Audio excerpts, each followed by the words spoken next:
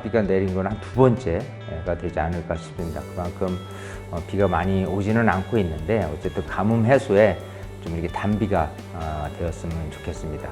자, 오늘도 쏙쏙 이 부동산 뉴스를 통해서 여러분들에게 좋은 정보를 전달해 드리도록 하겠습니다. 개별 공시지가 시세 반영 균형 맞춘다. 자, 개별 공시지가 우리가 이제 이거부터 말씀을 드릴게요.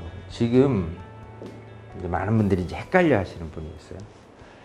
일단 국세가 있어요. 지방세가 있습니다. 국세에서는 기본적으로 기준시가라는 용어를 써요. 시가 자체를. 기준시가. 지방세는요, 시가 표준액이라는 표현을 써요. 서로 틀리죠? 주무 부서가 틀리기 때문에 그래요.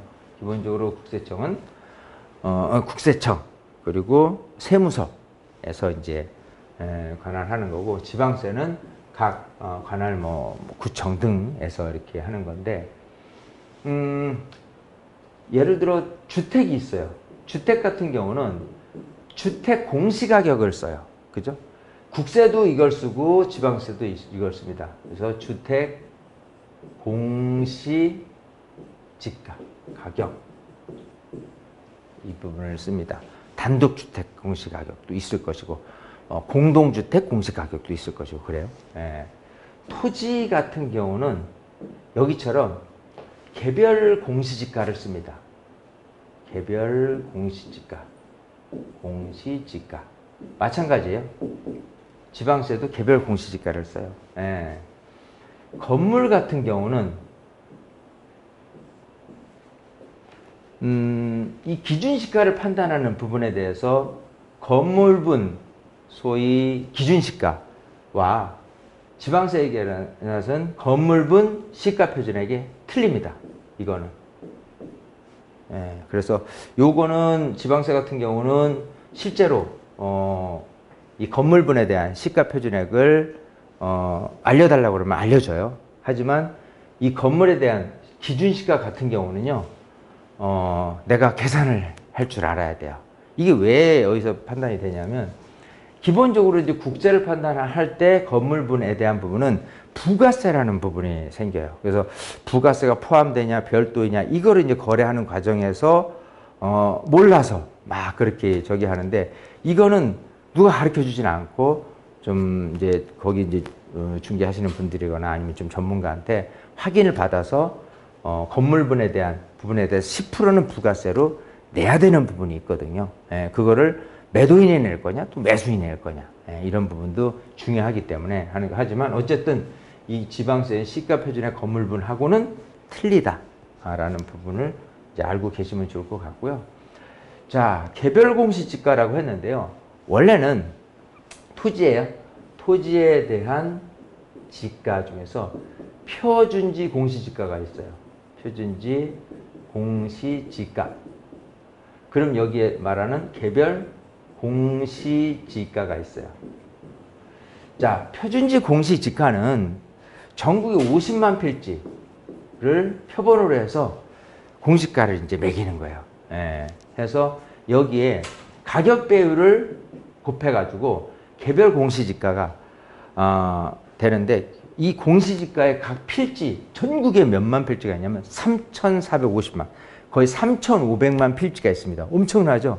대한민국 국민수가 5천만이라 가정할 경우에 거의 3분의 2 이상 되는 그런 필지가 돼 있는데, 이 개별 공시지가 같은 경우가 이게 토지분의 재산세 부과라든지 여러 가지 세금에 대한 관련이 돼 있습니다. 예. 표준 공시지가는 그러면 단순하게 개별 공시지가의 전 단계느냐? 표준 공시지가는 2월 말에 공시가 돼요. 예.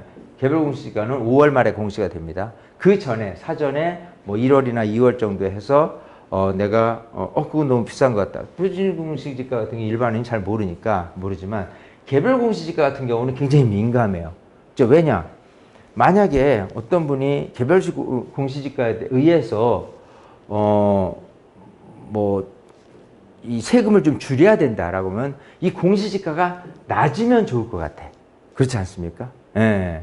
그래서 이거 오른다라고 하면 자꾸 항의를 할 거예요. 예. 이거 너무 올라간다. 낮춰달라. 이렇게 해서 5월 30일 최종 공시가 되기 전에 이렇게 할 것이고, 어떤 분은 재개발 같은 경우, 야, 우리는 이 공시가가 높아가지고 평가를 많이 받아야 되니까 이거 너무 낮다. 많이 올려달라. 이렇게 상반된 이 처해진 상황들에 따라서 전혀 반대가 되겠죠. 예. 일단 기본적으로 재개발 같은 경우에 이 소위 감정평가사가 평가하는 기준은 개별공시지가는 아닙니다. 원래는 엄밀히 따진다면 표준지 공시지가로 따져서 거기에 이제 보정률을 곱해서 저기를 하는데, 뭐 구체적으로 여러분들 알 건 아니지만 어쨌든 이런 개별 공시지가 시세 반영 균형을 맞추겠다라고 정부에서 나오고 있어요. 그래서 뭐 서울시 권역별 용도별 실태조사, 일관 균형성을 높일 개선책 모색, 체계적인 가격 산정 모델 도출, 공시제도 지자체 역할 확대, 내년 공시지가의 조사 결과 반영. 그래서 나름대로 열심히 노력을 해서 실태조사를 후에 현실에 맞게 이렇게 하겠다라는 부분이에요. 어쨌든 정부에서 이렇게 공시가격 현실화, 재검토 공정의 개선 방향을 위한 연구에 착수해서 했는데, 이전에도 아예 없거나 한 제도는 아닙니다. 그래서 현실적으로 좀 이렇게 세금 부과라든지 이런 부분을 마찰을 줄이기 위해서 나서고 있는 것 같은데, 어쨌든 이런 부분은 지금 여러분들은 아직 체감이 전혀 없다라는 거예요. 그러니까 결국은 또 내년에 돼서 개별 공시지가 토지에 대한 부분이 5월 말 공시가 되기 이전에 뭐 한 4월 말 5월 초쯤 해서 내가 이의 신청을 해서 그걸 높여야 될지 낮춰야 될지 여러분 판단에 맡게 될 것 같다, 이렇게 말씀을 드리고 싶습니다. 자, 다음 달에 전세 대란 없다는데 스멀스멀 대두되는 월세 대란. 자, 월세가 대세다. 빨라지는 전세의 월세화. 5월 전국 전월세 거래 비중, 거래 중에서 월세가 59.5, 10채 중 6채가 월세. 대체적으로는 전세 비율이 항상 많아 왔거든요. 근데 지금 월세가 좀 많아졌는데, 잇따른 기준금리 인상 조치에 전세값이 상승을 했고 세입자는 떠밀리듯 월세를 선택을 했다라는 부분이 있어요.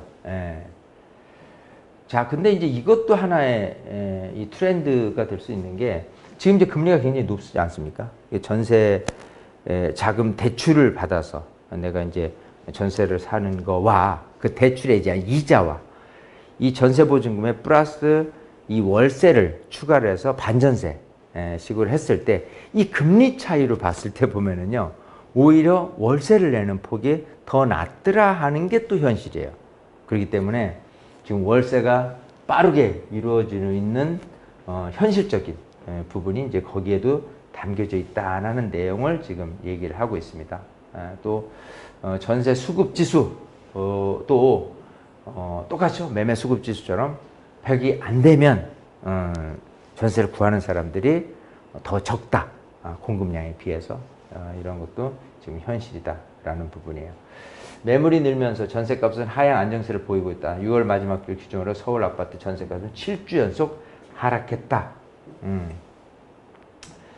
자, 그래서 일단 최근 이 같은 지표가 8월 전세 대란 가능성이 낮다는 걸 뒷받침하는 근거로 쓰이고 있다. 앞서 원희룡 국토부 장관은 금리가 오르고 있고 새 정부의 부동산 정책 계속 발표되어 있기 때문에 전세값이 한꺼번에 폭발적으로 오르지는 않을 것이다 라고 전망을 했어요.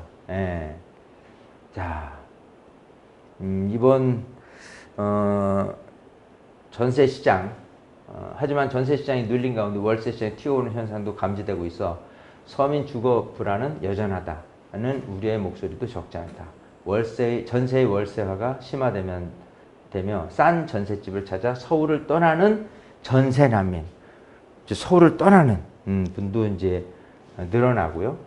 작년 하반기부터 대출 규제가 강화되고 금리 인상의 기조가 이어지자 전세대출 이자보다 월세가 싸다고 느낀 수요자들이 울며 겨자 먹기식으로 준전세 내지 월세 계약을 맺는 사례가 증가하고 있다. 이게 요즘에 대한 현실이고 앞으로도 꾸준히 이렇게 될 가능성이 높겠죠. 예. 자, 이런 지금 현실에 대한 내용을 쭉 하고 있습니다. 예. 지금 뭐 한은에 잇따른 기준금리 인상에 전세대출에 대한 금리가 최대 연 6%를 넘어섰다고까지 하니까요. 예. 전세가 근데 이제 아파트 같은 경우에 전월세 전환율은 3.8%로 나타났어요. 근데 지난 6월 27일 기준 4대 시중은행의 최근 전세대출 금리는 3.9% 보니까 어쨌든 이 전월세 전환율을 하고 전세대금 금리하고 이렇게 비교를 한다면 오히려 전세 대신 월세로 내는 부분이 금리보다는 지금 낮다는 현실을 지금 얘기를 하고 있습니다. 예.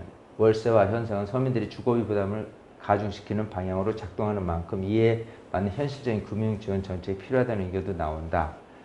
자, 수도권은 전세값이 2억에서 3억 상승했기 때문에 현실적인 수준에서 전세대출 한도를 높여줘야 한다면서 월세 전환 추세가 저소득층에게 더 타격이 됨을 감안할 때 월세 보조나